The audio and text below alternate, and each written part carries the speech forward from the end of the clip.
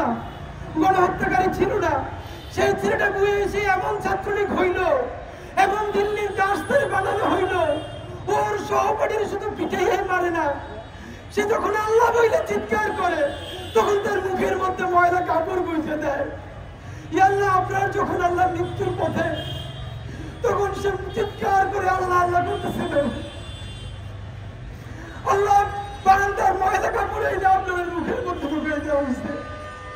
আল্লাহ বিভৎস কাহিনীগুলো বারবার বলতে চাই না, কারণ এই ভিডিও হয়তো আবার আপনাদের মা দেখবে, তার আব্বা দেখবে, তার ভাই বোন দেখবে। আল্লাহ, আমরা কত দূরে তবুও অসুস্থ হয়ে যাই। আল্লাহ, আপনার মা আন্টি আমাদেরকে বলতেছিল, বাবা গুলি কইরে মারলে বুঝতাম সন্তানটা 5 মিনিট কষ্ট করে মরে গেছে।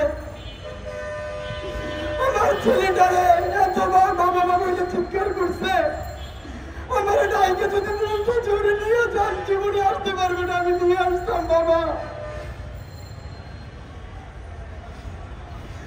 আল্লাহ, আমি দেখি যে ভাইয়েরা গণহত্যায় অংশ নেয় নাই, কিন্তু এখনো হাসিনার হত্যাকে সমর্থন করে। আল্লাহ, এই পতিত ফ্যাসিস্টদের অফিসের সামনে দাঁড়িয়ে দোয়া করি, আল্লাহ তাদের অন্তরে আপনি সত্য উন্মোচন করে দেন। আল্লাহ, আমাদের আওয়ামী লীগের সাপোর্টার ভাই বোনদের অন্তরে আল্লাহ তারা একবার চিন্তা করতে দেন, আপনার ভাইটা তার নিজের ভাই, আপনার ছেলেটা তার নিজের সন্তান। আল্লাহ, আপনার ভাইকে আপনি জান্নাতুল ফিরদাউসের সর্বোচ্চ মাকাম নসিব করেন। আল্লাহ, আপনি তাকে রাসূলুল্লাহ সাল্লাল্লাহু আলাইহি ওয়াসাল্লামের সাথে সাক্ষাৎ ঘটাইয়া দেন। আল্লাহ, তার আব্বা আম্মার অন্তর থেকে আপনি শান্ত করে দেন। আল্লাহ, আপনার উত্তরসূরি জুলাই গণহত্যার শিকার আল্লাহ ১,৫০০-এর অধিক শহীদ, আল্লাহ প্রত্যেককে আপনি জান্নাতের মেহমান বানায় দেন। আল্লাহ, পিলখানা, শাপলা, জুলাই, এই প্রত্যেকটা গণহত্যায় যারা আপনার কাছে চলে গেছে প্রত্যেককে আল্লাহ আপনি জান্নাতের মেহমান বানিয়ে দেন। আল্লাহ, আমাদের যে ভাইরা চিরতরে গুম হয়ে গেছে, আল্লাহ তারা যদি কেউ বেঁচে থাকে তার বাবা মার কাছে তারা ফিরিয়ে দেন। আল্লাহ, যে বাচ্চাটা তার বাবা যখন গুম হয় তখন সে মায়ের গর্ভে, এখনো সে ছবি নিয়ে ঘুরে বাপের খুঁজে। আল্লাহ, আল্লাহ কিয়ামত পর্যন্ত বাংলাদেশে আর কোনোদিন আয়না ঘর না হয়। আল্লাহ, আয়না ঘর থেকে বাংলাদেশকে বাঁচান। আল্লাহ, গুম খুন হত্যা থেকে বাঁচান, আওয়ামী লীগের ষড়যন্ত্রের হাত থেকে বাঁচান। আল্লাহ, দিল্লির অন্তর থেকে ইয়া আল্লাহ আমরা সবার শুভাকাঙ্ক্ষী, আমরা দোয়া করি।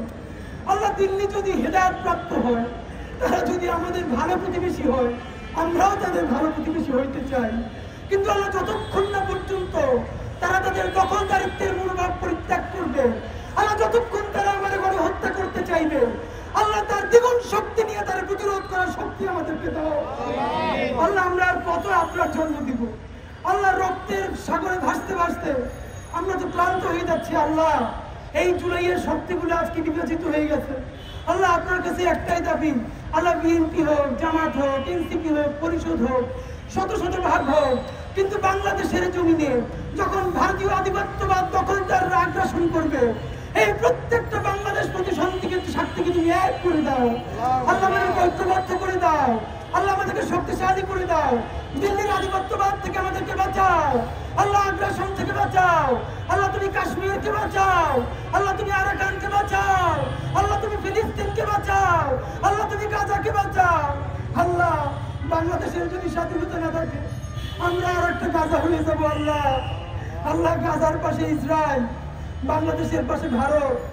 ইয়া রব্বে কারীম, বাংলাদেশের স্বাধীনতা সার্বভৌমত্ব আমাদের ভুলে, আমাদের অসততায়, আমাদের খেয়ানতিতে তুমি স্বাধীনতা ধ্বংস করে দিও না। ইয়া আল্লাহ, আমরা তোমার কাছে ওয়াদা করি, ইয়া আল্লাহ, বাংলাদেশের সমস্ত রাজনৈতিক দল শক্তিও যদি ভুলেও কোনোদিন দখলদারদের সাথে হাত মিলায়, আমরা তোমার কাছে শক্তি চাই। আমরা ওয়াদা করি, ইয়া আল্লাহ, সমস্ত ক্ষমতার মোহ থেকে আমাদেরকে তুমি বাঁচাও, অর্থের লোভ থেকে বাঁচাও, আল্লাহ খ্যাতির বিড়ম্বনা থেকে বাঁচাও। আল্লাহ, বাংলাদেশে 18 কোটি মানুষ, আল্লাহ তার কোনো কণ্ঠস্বর নাই। আল্লাহ, মিডিয়ায় তার কোনো জবান নাই, কালচারে আর্টে তার কোনো অবস্থা নাই। আল্লাহ, আমরা ছোট কয়টা প্রাণ এই 18 কোটি মানুষের কণ্ঠস্বর হয়ে উঠতেছি। আল্লাহ, আল্লাহ আমরা সব থেকে নির্লোভ ভাবে এই মানুষগুলোর কথাই যেন চিরদিন বলতে পারি, স্বাধীনতা সার্বভৌমত্বের কথা বলতে পারি। আল্লাহ তুমি আমাদেরকে কবুল করো। আল্লাহ তুমি আমাদেরকে সব থেকে ইনসাফ পরায়ণ বান্দা বানাই দাও, আমাদেরকে স্বাধীন সার্বভৌম বানাই দাও। আল্লাহ সমস্ত আধিপত্যের বিরুদ্ধে আমাদেরকে তোমার সব থেকে প্রিয়তম যোগ্যতম সাহসী সৈনিক বানাই দাও। রব্বে কারীম, আওয়ামী লীগের এই অফিস থেকে বাংলাদেশ বিক্রির যে গত 54 বছর ধরে ষড়যন্ত্র হয়েছে, এইরকম আর কোন বিল্ডিং তো দূরের কথা, আর কোন কুড়িঘর যেন বাংলার জমিনে তৈরি না হয়। আল্লাহ তুমি সেই ব্যবস্থা করে দাও। আল্লাহ গণহত্যাকারীদের বিচার যেন অতি দ্রুত বাংলাদেশ দেখতে পারে তৌফিক দাও। আল্লাহ আমাদেরকে সবাইকে শহীদ আবরারের মতো সাহস দাও।